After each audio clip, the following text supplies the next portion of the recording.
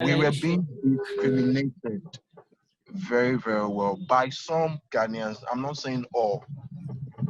Just like I think there was a time that me and some of my Nigerian friends went to seek for an apartment. I think I think at a place at Adabraka. The way I think yeah, it was a landlady. The way she addressed us, like, come on, we meant no harm.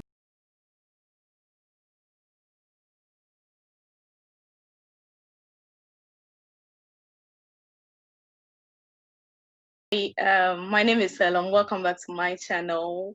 It's been a while on the Study Abroad series, but today I'm going to have an interesting conversation with two Nigerians who left their home country to school in Ghana.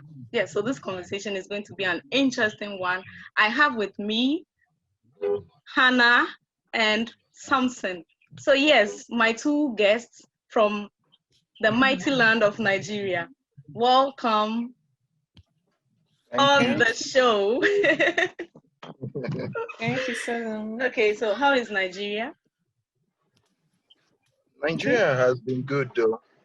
Just we are passing through a phase now, and that is the poverty rate is really high. Oh. But at least we are all managing. She can testify. I was schooling in Ghana. Nigeria was far better than what it is now. Okay. Now it's a ridicule. So it doesn't look like a country. It looks like a community of ridiculous. Is it ridiculous or ridiculous?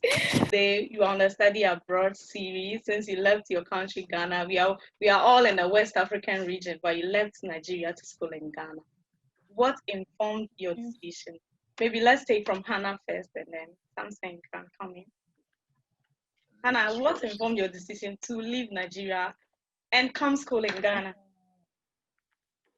Well, I think basically it was due to the course I was driving at. So I wanted to gain a greater understanding of the world, find new interests, and learn a different language and different culture and perspective. I think all these things, I needed them to broaden my horizon and shape me to have a global experience aside my local experience. So you think, okay, you one of your objectives was to learn another language.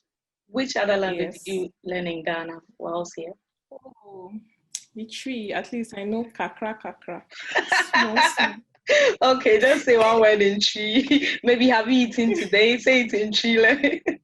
Oh no. But I know how to say minisika. Like I don't have money. Oh. Okay, so aside minisika, what else? Which other sentence can you make in tree? Oh, the normal greeting like existing, I've forgotten how to when you stop a taxi. I've forgotten how to converse with the driver, but I knew those things little. Maybe may call Adabraka. Is how no that's not. But I know how to say Meba. Oh, I'm coming. Call. Yeah. Which other one again? Oh, Mebre. Is it Mebre? I'm tired. Mabre. If you say Mebre, it means I'll be tired. Okay. Yeah. Mabre. And I know how to call somebody a punch. Jimmy. All those. Oh, you have to learn interesting. You have to learn those ones from Trotro, so at least when the mate is becoming so annoying, you can just call him a punch or something. So when you first came to Ghana, was the language a barrier to you? Well, yes, it was. I discovered traditionally Ghanaians, they don't like speaking English, like they pride in the local dialect. So it was the problem. They expected everyone to be Ghanaian by default. So you just have to learn it to be able to communicate. And another thing I observed was the ladies, they don't speak the Ghanaian vernacular, that's pidgin. They don't really speak it. So it's mostly the males, like the guys and all. So And most times when they see Nigerians, they like to communicate in the pidgin, but you know the Nigerian pidgin and the Ghanaian pidgin, Oh yeah, like you are advanced. different. So. Yes. So even problem too. your market women speak pidgin. Yes, so yes, yeah. Actually, it was not easy, cry, but we move. Yeah. So yeah, Samson. What informed your decision to come study in Ghana? Okay, so be real. I never wanted to study in Ghana. Um, I wanted to study at Unilag. That is Yeah. the University of Lagos. Yes, I wanted to study at Unilag, but unfortunately, I was being denied admission for up to 4 years, I think. What Then, happened? well, um, just like Hannah knows that our post jam and jam um, procedures, if you don't meet the cutoff mark, you won't get admission. But at the same time, I did meet the cutoff mark, I think, twice. But I wasn't given admission. So I think it was my elder brother that then suggested, okay, there is a school in Ghana you can actually go. And it should be But their soft. own was actually more nicer, smaller and nicer actually. And it smells nice too. And it smells nice too. So you love the Ghanaian rice actually. I We love love it. But you didn't like our soup. I'm not even taking any of it throughout my time. Okay. For real. Yes. Okay. And also, aside the fact that this was a new place for me, so I did not like the food. Yeah. And also, I don't know if I'm correct, but I do stand to be corrected too. I felt some discrimination towards Nigerians too. Not all actually, but to some extent, some Ghanaians never liked Nigerians because due to the fact that there was this bad image about Nigerians, they are criminals, they are gangsters or something like that. But not all are like that. I can use me as a key example. I am sure Hannah too can use herself as a key example. Yeah, she's very So stubborn though. she's okay, she might be stubborn, but she's not a criminal. Yeah, So she's not. Yes, that one. yeah, so we And were you being discriminated very, very well by some Ghanaians. I'm not saying all. Just like I think there was a time that me and some of my Nigerian friends went to seek for an apartment. I think I think at a place at Adabraka. The way I think yeah, it was a landlady. The way she addressed us, like, come on, we meant no harm. Okay, despite the fact that some of those my friends, okay, I won't call them friends. I will call them classmates Yeah. because I just had few friends. But some of them, Nigerians had they just have this swag about them. They can always act up. Swag. I would say swag actually. That doesn't mean they are criminals. So Yeah. I think she was saying that, oh, no, no, she was speaking in tree because the agent that was with us was translating it that she doesn't want Nigerians in her house. And okay, I think it was Kamal that actually told us, okay, why won't she want Nigerian? We are not bad people. And she insisted speaking it, and she was kind of laying abuses on us too. So what I just said to one of them was, okay, I think I'll just, because I don't like being, like I don't like when someone use harsh words Yeah, on on you. me. So finally, we just decided to leave. And you know what? It was not just to Neha. We had to go somewhere else again. And Same the thing. landlady, of course, did the same thing. And it was not fair to us. And some of our classmates um, testified about this very thing, that, oh, Nigerians, they are being discriminated. why some Ghanaians said it's not all, it's just some that have some that put up this attitude, that Nigerians are all bad and all that. So Okay, yeah, aside that, how about that the one. educational experience? Was it a good one? First of all, I never knew that Ghanaians were this intelligent. I'm sorry. I'm very sorry. Oh, no, no, no, no. Just express yourself. Yeah. Yes, yes, because Nigerians, even the ones that did not go to school, they are very smart. Smart, They are yes. hustlers. Yes, they are I agree. Nigerians. They are hustlers. But Ghanaians now, I feel their own area is in education. So that is why I feel they have a little edge above Nigerians when it comes to that aspect. A little. But there are some Nigerians that are smarter because Ghanaians, their intellect is very high, though. They are very educated. And your English too is, is quite different from our own. I kind of like it though. I kind of like the way you guys speak. Speak. When I came to Nigeria doing my level 200, I was 200, 200, you said what? 200, no 100. Please excuse him. 200, yeah. Instead of son, you say son. Yes, son. And And all that. So I did like your English though. I did like your English. Okay. What else And did you like about being in, like, studying in Ghana? I like the education environment because the Nigerian environment of studying here is quite harsh. I think she can testify to that because this thing about cultism, it is very high in Nigerian schools here. But in Ghana schools, there is a quiet and conducive environment to learn. And that I really appreciated. Okay. Yeah. Okay, so Hannah, can you tell us about some of your experience, good or bad, and whatever you liked about studying in Ghana and anything in general?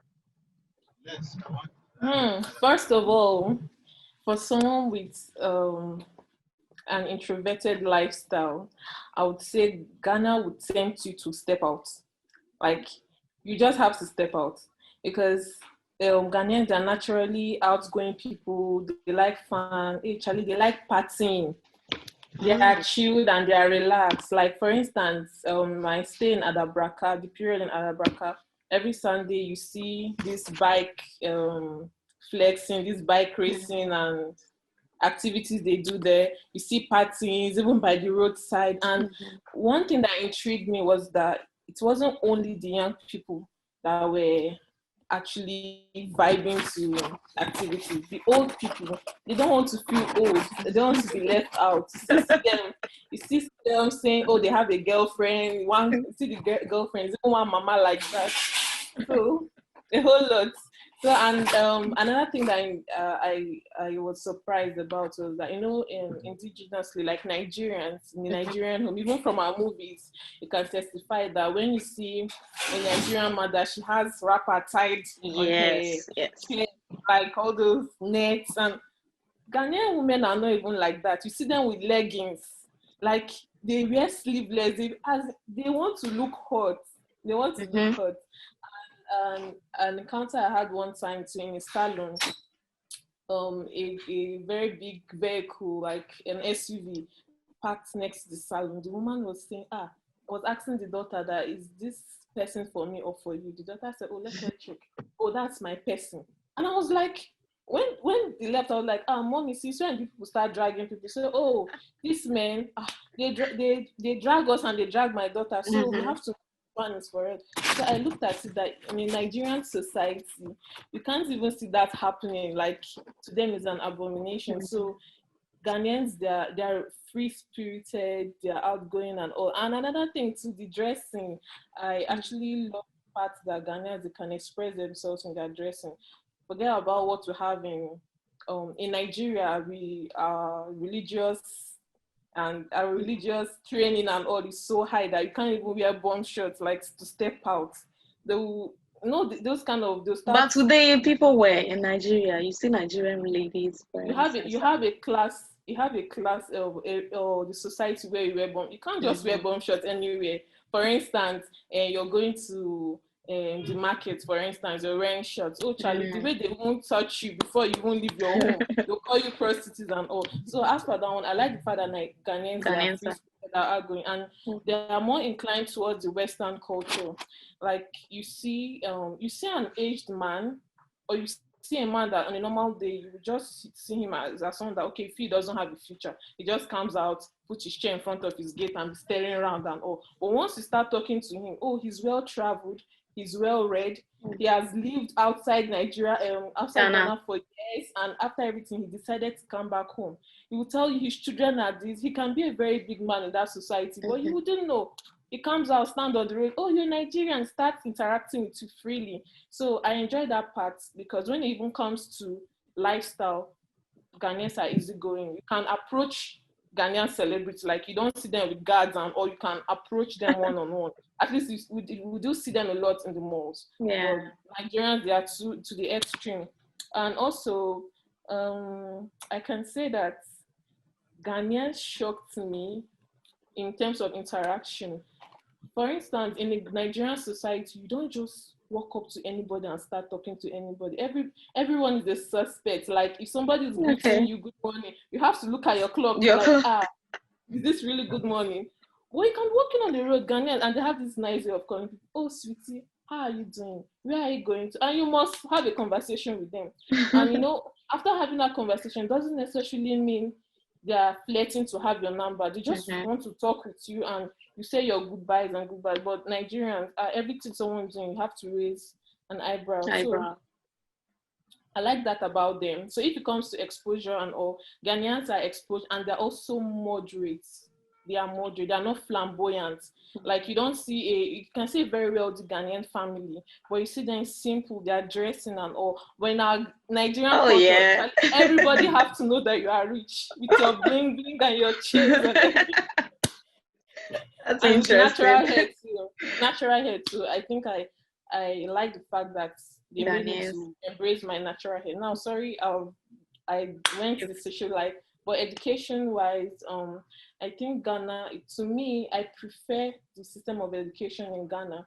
Although I wouldn't say they have a better educational system compared to Nigeria per se, but they make study easier, sweet for you. So imagine someone going to Ghana, for instance, to school, and you're coming out from Ghana University with a pass from Nigeria, then I think something is wrong with you, because everything is simple. You have this one-on-one interaction with your lecturer.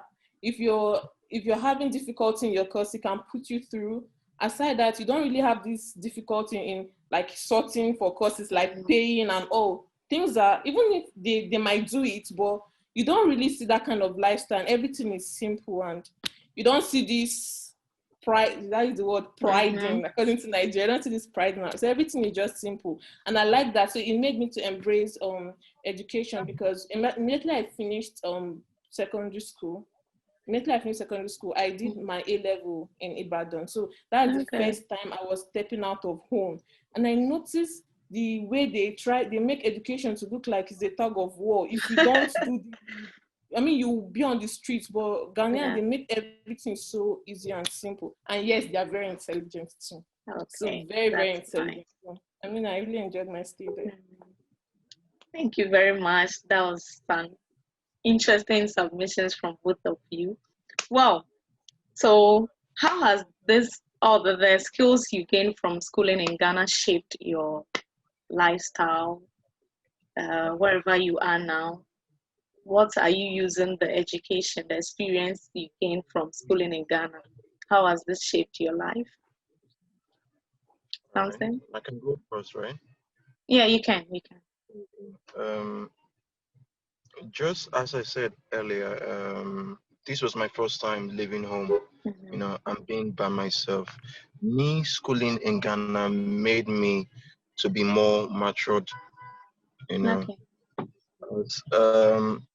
I could fend for myself. Back in level 200, I went into a aloe vera business, forever living. Exactly. So I feel I could actually fend for myself, because just as I said, this was my first time being, by myself. Outside. And also, I won't say I was not intelligent, but also I wasn't really smart, in that.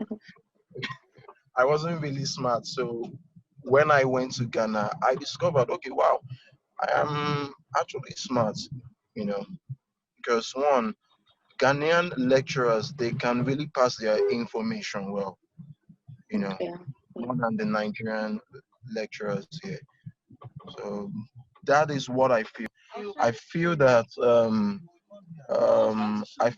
the method of teaching over there is better than the one here in Nigeria. Okay, that's interesting. Nana, over to you. Hmm. Well, my experience there and everything. Can you hear me? Yes, I can hear you. How has this shaped your life now? Okay, it has shaped me to be easily accessible, like also to be humble, that no matter where I've been or no matter the heights I would attain or I have attained, I should be easily accessible to people. I should be teachable towards people too. And it has also made me to embrace life easily because my experience there from the lecturers, there was this lady, I've forgotten her name, since she was the dean or so, forgotten her name, but there was this period they detailed a lot of her achievements and all, Mhm. and I was like, is this lady who I'm seeing here like someone you could just walk up to and talk to like that? So after that period, I was able to talk to her, meet her one on one, told her that, oh, I'd love to be a professor someday and all. I mean, all those things. She told me something that I'm sorry, I don't know, I can't remember her name. She told me that in life, before to be able to go forward, you should be teachable too and accessible towards people. So by learning from people, you get a better understanding and experience too. And also work life, I worked briefly from internship and I remember I had to even go to the evening school. I discovered the Yeah. working environment in Ghana is quite interesting. I didn't really experience this harsh boss relationship. Like I can be talking to somebody, the person is my superior and all, but it looks like he's my friend, like my mate. So I mean, it has shaped me that even in my work here in Nigeria, I've been able to inculcate that habit of being so simple, down to earth, but at the same time, I should be disciplined and have my boundaries too. Great. And since since Ghana is very close to Nigeria, like we're brothers and sisters, so it's a close to home experience that anybody should imbibe to. Studying here in Ghana, Good how to expensive know. was it? Um, it was very expensive actually because the currency conversion rates, from naira to cedis is actually high. Mhm. You And know, the cost of so living, general cost of living for a the student. cost of living, exactly. I just wanted to say that now. The cost of living there, just to get food provision over there, it's quite expensive. Something you could get for 500 naira in Lagos here, the place that I stay here, is quite cheap. Like you could actually prepare a soup, even though it might not have so much quality, but for 500 naira, you could actually make a soup. But in Ghana, I think you have to looking from 50 to 100 cities to make a very good soup. I can say is Ghana is very expensive, especially coming from Nigeria. Like one thing I know that most Nigerians do there, once you buy purchasing anything, you equate it to you Nigerian currency and you Mhm. shout, you be like this.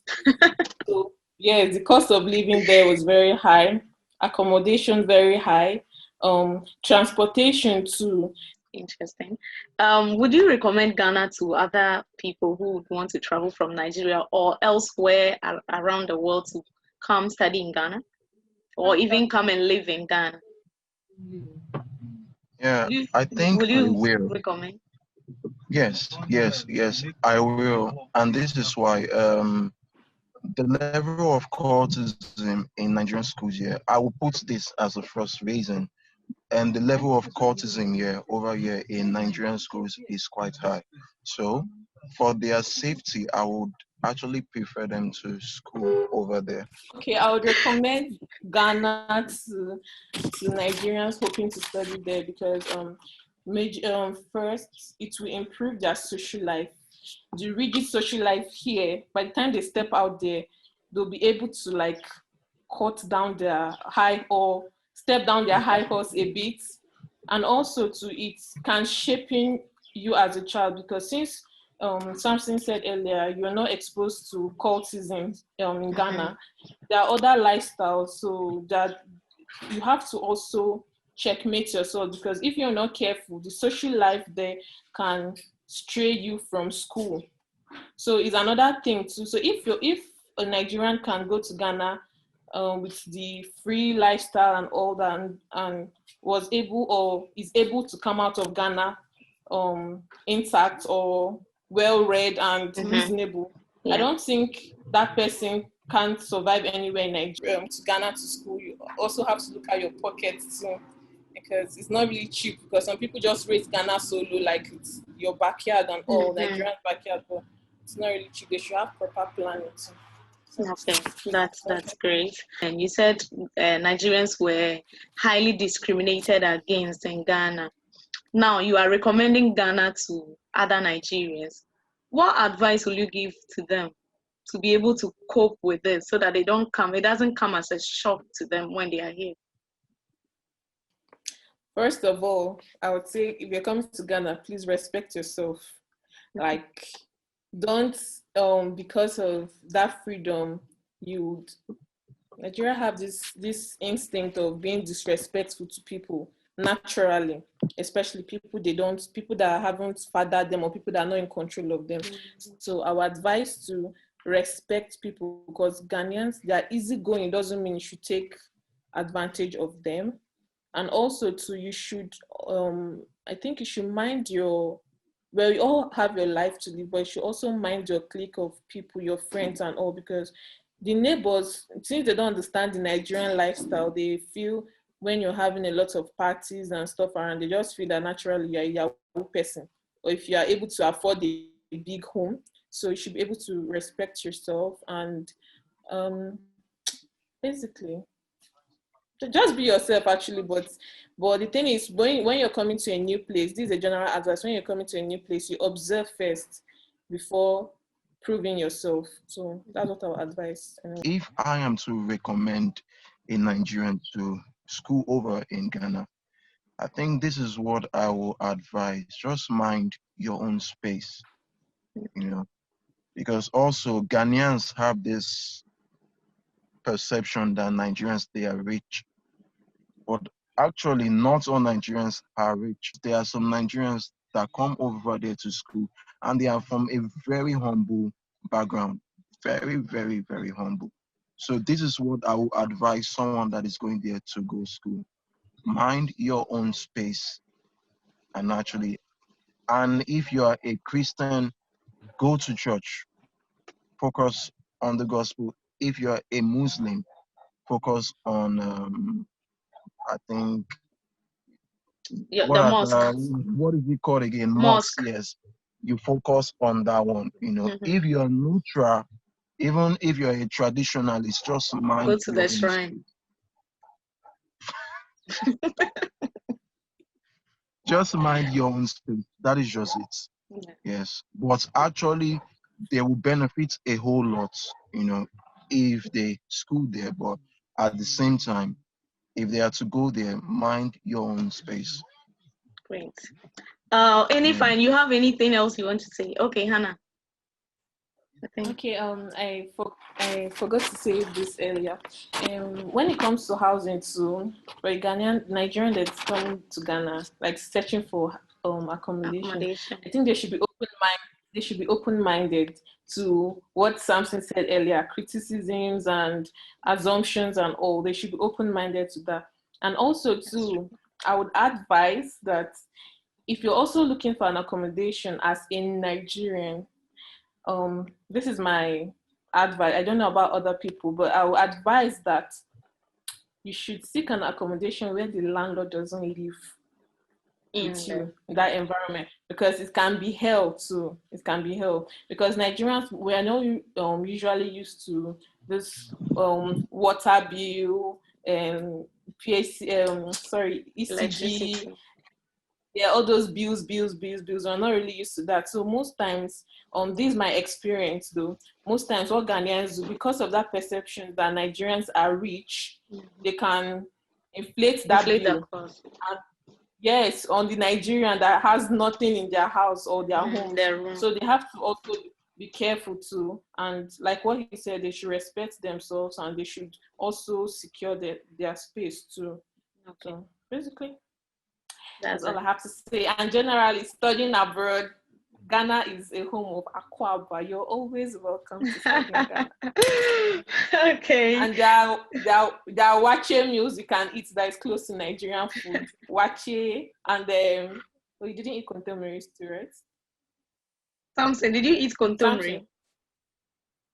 What is contemporary? Well, he didn't eat contemporary. That's fine. Okay, so how do you pronounce this word? Turkey. Turkey.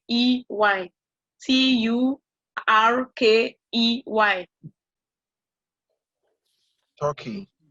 Okay, Hannah, how do you pronounce it? I pronounce it Turkey. That's it. Ghanaian and Nigerian pronunciation.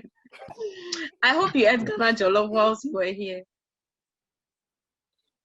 I did, actually. But it can't be compared to Nigerian. Well, you're Nigerian. I don't want to awaken that war, so it's fine. We have to fight it here. No.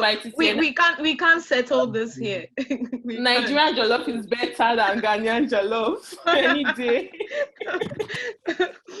Anyway, so I would like to end the show here. If you don't have anything else to say, I'll bring this episode to a close.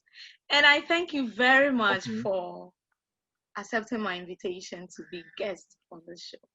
It's been an interesting and insightful conversation, and I enjoyed it. Thank you, Salome. Thank you, Sampson. Okay, bye-bye. Bye.